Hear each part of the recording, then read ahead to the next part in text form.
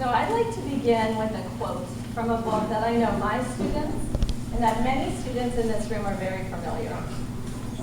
In the book Wonder by R.J. Velasquez, the main character, August Pullman, states, "Everyone in the world should get a standing ovation at least once in their life." Well, this is certainly my Augie Pullman moment, so thank you. I would like to thank Dr. Greenblatt and the entire Greenblatt family for honoring me with the 2017 Master Teacher Award.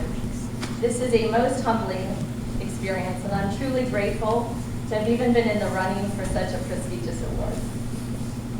I'd like to thank Mr. Forkert for my nomination. Mr. Forkert has been a supportive and encouraging principal, always available to listen when I need help. I appreciate the diplomatic way Mr. Forkert explains why an idea will or will not work each time I start with, "I have a great idea." His guidance over the last 6 years has been invaluable.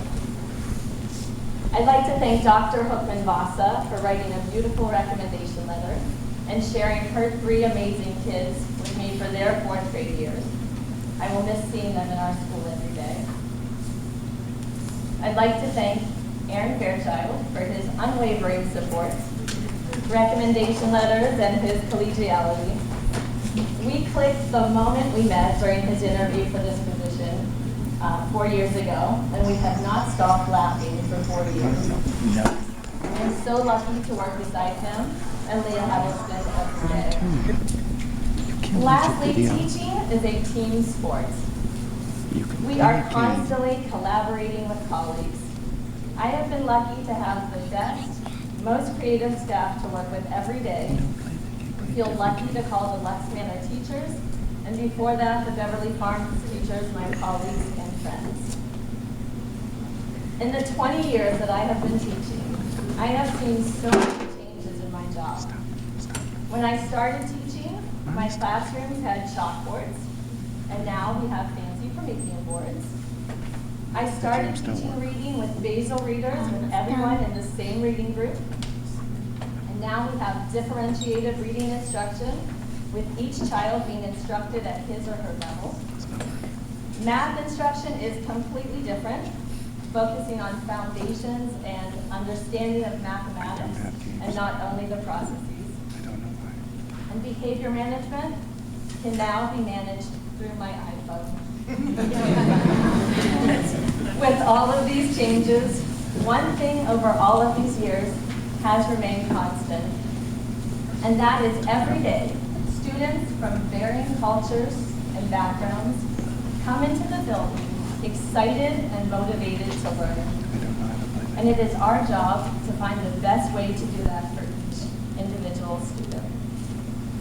I get to watch every day as students become researchers, scientists, debaters, problem solvers, and for some, readers for the first time. I cannot imagine a more exciting job than that. As I think about the teachers who made a difference in my life, it's exciting to wonder which students will remember me. What will they remember?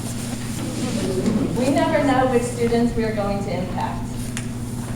A few years ago, I received an email from a student I had in 4th grade at Beverly Farms. Zach was a quiet boy, a good student who never required extra attention. I remember this spring day so clearly. I decided to have a performance party as one of our classroom celebrations. During the party, every student could perform anything he or she wanted. Many 4th graders take a band instrument for the first time, so some of them chose to play a song on their violin or their trombone. Others played a piano piece that they had been working on at home. Some kids read a poem they wrote, and some even performed dance routines. When it was Zach's turn, he sat in front of the class, positioned himself with an acoustic guitar and foot pedal, and proceeded to play a beautiful piece. 25 jaws dropped to the ground, mine included, because we had no idea that Zach even played the guitar. The class erupted in applause. I'm pretty pretty sure that was a life-changing moment for Zach. And at that moment, the kids in the class saw Zach differently too. 8 years later, Zach, who was about to graduate from Churchill High School and then attend Stanford University in the fall, sent me an email telling me that I was the teacher who made a difference. And it would mean so much if I would come to his graduation. Of course, I was so touched that he invited me, and I talked to Mr. Forkert about it. Now, I thought the ceremony was right down the street at Churchill High School, and I could pop down at the end of school to attend. But then I found out that it was actually at DAR Constitution Hall in DC, a much bigger commitment. Mr. Forkert told me that I should definitely go, because this was important to this student. So I did. I sat there with Zach's parents, and I felt so proud and honored to be there. His invitation was truly a gift to me. I am so grateful that my family, who came from Pittsburgh, Baltimore, even California, is here to celebrate this honor with me. Thank you to my husband and children for being so supportive and for understanding what I have work to do in evenings and on weekends. And thank you again, Dr. Greenblatt, for honoring me with the Marian Greenblatt Award. And thank you for recognizing and celebrating teachers every year.